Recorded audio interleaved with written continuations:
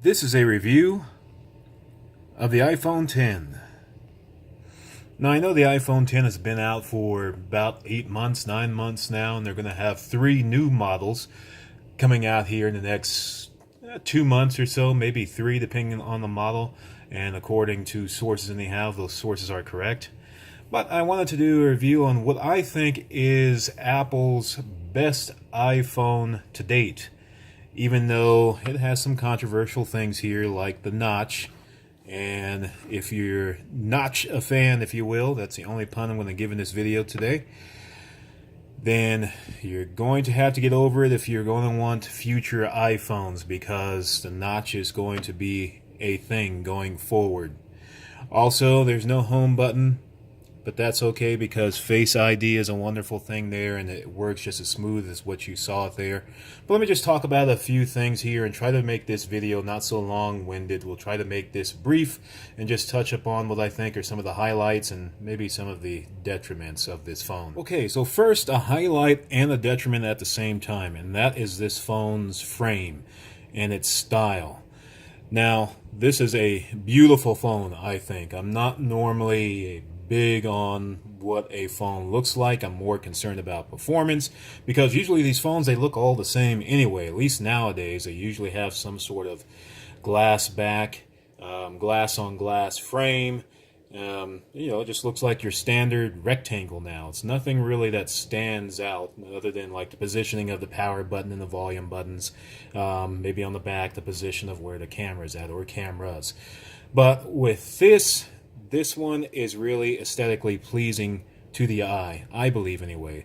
It fits in the hand very well. It's a 5.8-inch screen in diagonal, but because of that new style of the 18:9, or this one I think is a little over 19.9, I can't remember exactly, instead of the old 16:9 styled phones, like this old guy, for example. This one's more 16:9. Because of the difference in form factor, it's really easy to fit in the hand, and it's narrow. So these are highlights, but at the same time, this style is a detriment. And that's because with its stainless steel, you have the edges here and on the back, and Apple claimed that this stainless steel frame more durable than their aluminum, surgical grade steel or something like that. Best yet, won't crack when you drop it, if you drop it, etc. It's extremely slippery. So it's almost like they really want you to prove that when you drop this phone, it's not going to break, although more than likely it will in some way, shape, or form. But it is extremely slippery. So you'll want to keep that in mind if you are considering this phone, because again, the highlight and the detriment, you're going to definitely want to get a case or a skin of some sort so that you can have somewhat of a firm grip or a firm grip on this phone, depending on whether you get a skin or a case. So while we're talking about style and detriments, you see that might bother you if you like to have the phone lying flat and do your little texting, then that's probably going to get old pretty quick. Again, a case or a skin will take care of that. Something that will allow this to become flush instead of allowing this to protrude like it does without a case or skin. While we're talking about the frame still, not so much a highlight or detriment, but maybe this is a highlight because this is something you'd be used to if you have an iPhone or have been using iPhone for a long time. So you've got your volume buttons here as normal. You've got your mute switch as normal along the left side. And then if we flip over to the right side, we've got our power button. It's a little bit larger than what it used to be.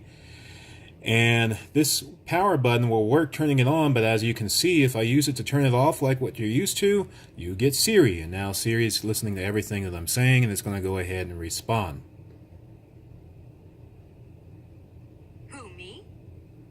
Yes, you. Now, if we get back into the highlights, I would actually say that Face ID is a highlight combined with no home button versus it being a detriment. Now, after several months of using this phone myself, I've forgotten that iPhone actually had a physical home button. I think maybe two concerns that pop up off the top of my head that I read about when I was first researching the phone going back last year was Apple Pay, which I don't use at all, so it's not a big deal. But what I have noticed is that if you're an avid Apple Pay user, you're used to using the home button there in order to use your thumbprint. You make your payment, you're done. With this, I think there's maybe one or two extra steps since there's no thumbprint with using Face ID in place of it. So that's something that if you do use Apple Pay a lot, that's something you can get over. So a few more extra steps, no big deal. Another concern that I heard last year is that if you're in an app and the phone freezes up, well, how do you get out? Because you would use the home button in the past. Well, from what I have found, again, after using this phone on and off for several months, is that maybe I've had one or two apps freeze up on me, but I've still been able to just swipe up and out. Now, I hadn't talked about that, but again, you may have seen this a little bit earlier in the video if you were paying attention.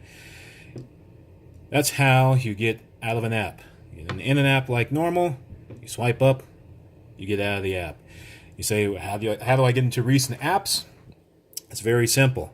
Instead of, I think it was a double click on the home button before, now what you do is you swipe up and you hold until you see out of the corner there one of your apps pop up. And to select, you select as normal so you can go through like so. And to remove, now this is on iOS 11, you would need to press hold and you'll see a little X pop up. I forget on which side it does so, but you'll see a little X pop up, and then from there you can swipe up. But I've got a beta version of iOS 12 that I'm trying out right now, and they removed that extra step, so all you have to do is swipe up. If you want to go ahead and select an app, then you can just go to that app and select. And from the app, you can even swipe up, hold, and then you're going to get your recent apps. Or, of course, you can swipe up completely, no hold, and you will get out of the highlight is the camera. This thing takes great pictures. It does a great job in daylight situations. It does a good job in low light situations. Basically, I'll put it to you this way. If you have the iPhone 7 or 7 Plus, the 8 or 8 Plus, you're not really missing anything with the iPhone 10. Now, I'm not going to get too techie. I'm not going to go in and say, yeah, but, the iPhone 10 has, blah, blah, blah, versus the iPhone 7. I won't do that. I'm just going to go based on my usage. I had the iPhone 7 Plus for a time. The iPhone 7 Plus did an awesome job with video. It did an awesome job with video at night in very low light situations. I remember being out at a campsite and videoing a campfire, and it still showed up things pretty clear. I mean, it was grainy. Granted, it was dark, but it still came out very well for the situation. And nighttime or daytime videos and daytime pictures just came out wonderfully. They're beautiful. I'm not too picky when it comes to my pictures. These phones today, the high-end phones, and even some of the mid-grade phones, they really do a great job with their cameras, with their pictures, and with their videos now. So, yeah, you can compare, contrast, and say this has a little bit more clarity, more contrast, this pops a little bit better. But really, I think they all do a great job today. So as far as the camera on the iPhone 10, it is wonderful. You're not missing anything, though, if you've got the iPhone 8 or the iPhone 7. If you're getting the 6S down, yeah, you're definitely going to notice a difference. Another highlight, the performance of the phone. It runs very smooth. There's virtually no hiccups. Even with the beta version of iOS that I'm running now, I did run into a problem, and maybe some of you have run into this problem here if you have the iPhone 10 yourself, or if you had the iPhone 8 going down.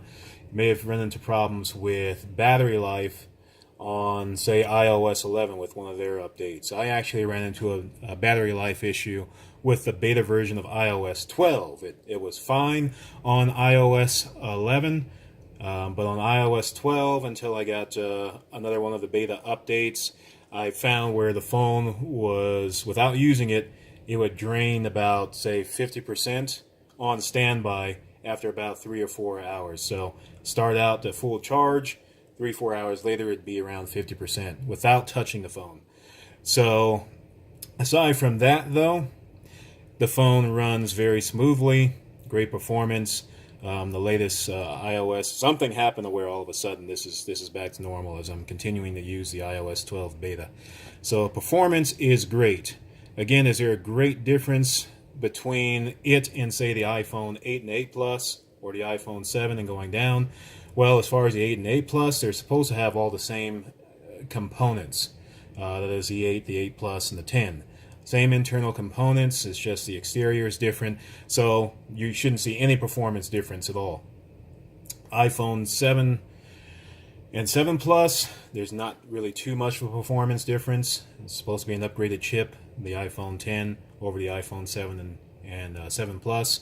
iPhone 6S and back, you're definitely going to notice a big performance difference. It's going to run a lot smoother than the older phones. However, here is a detriment to battery life. Battery life is not great. If you're using this thing heavily, starting off with 100% charge in the morning time, you're probably going to need to do a refill sometime in the late afternoon, early evening, if you're using it heavily. Its standby time is great. So if you're not using the thing, the standby time is just going to sip battery life. But medium use, you'll make it through a day. You'll probably end up with like 30% or something like that. Heavy use, you're probably going to need to top off. So that is a detriment, but you know, that's something that we're used to nowadays until manufacturers decide to come up or create a battery that will actually last a couple of days. This is what we live with. However, as a highlight, if you can look at it this way, at least you have wireless charging because of that glass back. You can use what they call it, the Qi wireless charging. So I can use this little Samsung pad here. That's one of the first wireless charging pads that Samsung came out with, and that works just fine. It works also with a case on it. So you'll still be able to get the wireless charge working with a case. You don't have to take that case off. Highlight and detriment. The screen. Let's talk about the highlight. It is marvelous, simply marvelous. So it's a beautiful screen. I keep using that word beautiful, but it really is. Gorgeous screen. How about that? We'll change it up a little bit. It's very clear. The colors are just right, I think. It's right in the middle of not being overly saturated like a Samsung, even though I love Samsung phones. And it's not overly muted like some of the complaints you've heard about maybe on the Google Pixel 2 XL, if you heard anything about that last year when the phone came out. Strikes a good balance. Again, there's great clarity. There's maybe a little bit more clarity and sharpness than what you would see on the LCD screens of the iPhone 8 Plus and the iPhone 8. Are you really missing anything major? No. So you're not going to be losing any sleep. You shouldn't lose any sleep because you don't have the $1,000 iPhone 10 OLED screen. I only have this sorry $800 some odd iPhone 8 Plus LCD beautiful screen. Boy, am I missing out. It's not like that at all. Trust me. Now, let me just flow right into the detriment then of this screen is that you only get this much surface on most of your videos. You have to stretch them out if you have the option to stretch them out. And then once you do stretch it out, of course, you've got that notch. Now again, I don't think the notch is a big deal. You'll get over it pretty quickly. The beauty of the screen will so overwhelm you. Well, maybe I won't go that far, but the screen itself, you'll be so caught up in how good the screen looks, you're going to forget about the notch. Plain and simple. But it can be a detriment. Again, that whole, you have to stretch the screen out, that part is not very cool. Let me stop this video before it plays onto another one. And it played onto another video, I think. Well, anyways, I guess that gives us a chance to see the screen in its glory still. So, highlight, detriment. Plus it cuts off the top as well, top and bottom, when you stretch it out. Highlight, you're not going to find any difference in iOS. I mean, iOS on here is the same as iOS on your iPhone 5S. You're not going to notice any difference in iOS. So that is definitely a highlight. However, a detriment, and this isn't necessarily an iOS thing, this is more of a notch thing, is, and this isn't really a big detriment, but your control panel is now, instead of swiping from the bottom, because of course on this phone when you do that you start to pull up your recent apps, your control panel is to the right of the notch. Alright, so that's there. You swipe back up to get rid of it, and to the left of your notch you're going to have your notification center, as well as whether you've got the video playing or some sort of a podcast going on there. So that's a left pull down. So, could be a detriment if you're used to doing this. Took me a while to realize that I had to come up here, but not a big deal. Also, while we're on detriments, this again is a minor thing. You have to do that to get the percentage for your battery life, for your battery o-meter there. So it's no longer an option to be able to view it from any screen. You've got to be able to pull this down. Not a big deal, but yeah, it can be a detriment. Not a deal breaker though. Detriment. To turn the phone off, you've got to hold down 2 buttons. Again, probably not a deal breaker, but this is a detriment. You have to hold your volume down and your power button at the same time for a few seconds. Whereas before you just held down the power button for a few seconds. Now, again, holding down, let me open this up. Again, holding down the power button by itself while the phone is turned on will get you in contact with Siri. So, a little bit of a detriment, I think, but it's nothing that you're going to lose sleep over. This, however, I think is a little bit bigger a detriment and very annoying to me. Now, I found that this happens when I'm not using a case. Is if I pick up the phone, like so, and what'll happen sometimes is that I'll accidentally press the sides, and then, see that? I create a screenshot. So that's volume up and power at the same time. When you hold those two down for maybe just a second or two, you'll create a screenshot. I cannot tell you how many screenshots I have created at random just trying to pick the phone up. So, a little bit of a detriment, I would say, but again, not a deal breaker by any stretch. And finally, detriment. It's $1,000 for the 64 gigabyte, and that's before Apple Care. If you want to add that, I think that's another $100 and $130, whatever it is now. 256 gigabyte version, I think, is $1149.99, and this is in US dollars. So that's a detriment. That's a big detriment if you ask me. However, if you love Apple that much and you want to try something new, if you don't already have this phone, whether it's something like $40 a month, maybe $50 a month, if you have that to spare for payments on the phone, on the 2-year plan, then maybe it's not so much of a detriment, I should say. Excuse me. It's a costly phone, though. For $1,000, there are other options out there. I mean, the iPhone 8 Plus gets you dual cameras just like this thing here on the back. Gets you great performance, gets you an even larger screen. The 5.5-inch screen in surface area is bigger than this narrower 5.8-inch screen. That gets you, what, $800, I think it is, for 64 gigabyte. So, yeah, this can be a detriment unless you really want to try something new, unless you want to get outside of the home button and get into the notch world with Face ID. Oh, yeah. Let me wrap this up. I showed Face ID in the beginning, but I think this is a highlight. You'll get over the fact that there's no home button. Yes, the home button, just doing that real quick, it's open. I get that. It's just all in one shot. I understand that. But Face ID is pretty cool. So we'll go ahead and tap it. We'll look at it.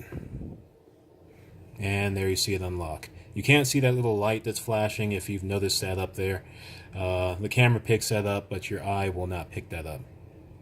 And the nice thing about it is that if you pick the phone up, and it'll wake the phone up, you can actually start swiping up as soon as you pick the phone up and look at it, because it's going to unlock. It's that fast. And it works in darkness just fine. It's kind of scary, but it works in darkness very well. I haven't tried it with shades on or with like different costumes or outfits or something like that, with my hair change or glasses or hats, but it's very reliable. It works very well. I think even under some of those circumstances that I just mentioned, it still works just fine. Once it gets your face locked in there, as you set up Face ID, it's pretty much got your face. The only exception to where it doesn't seem to work so well is if you're laying down on your couch, you're lying on your bed, you're lying on your side, and you pick the phone up to look at it while you're lying on your side. Doesn't seem to do well to pick your face up that way, and it won't unlock. So really, I would say overall Face ID is a highlight. Alright, so that's the iPhone X review. I hope this was helpful. This ended up being a little bit longer than what I expected it to be, but that's just kind of the nature of my videos. So if you got through all of it, thanks for bearing with it. I hope it's something that helps you maybe to make a decision, or at least gives you something to think about if you've been holding back on buying the iPhone X. I don't think they're going to be making this model anymore. I don't think it's going to be a carryover model this year. They're going to have the 3 new models. The notch is going to be the thing, so if you're thinking that I can't deal with a notch, then you're going to have a tough time in iPhone Apple life going forward, because that's going to be the thing going forward. So it's a great phone. It's a costly phone, but it's a great phone. Thank you very much for watching. This is Keep It Simple Phone Tech.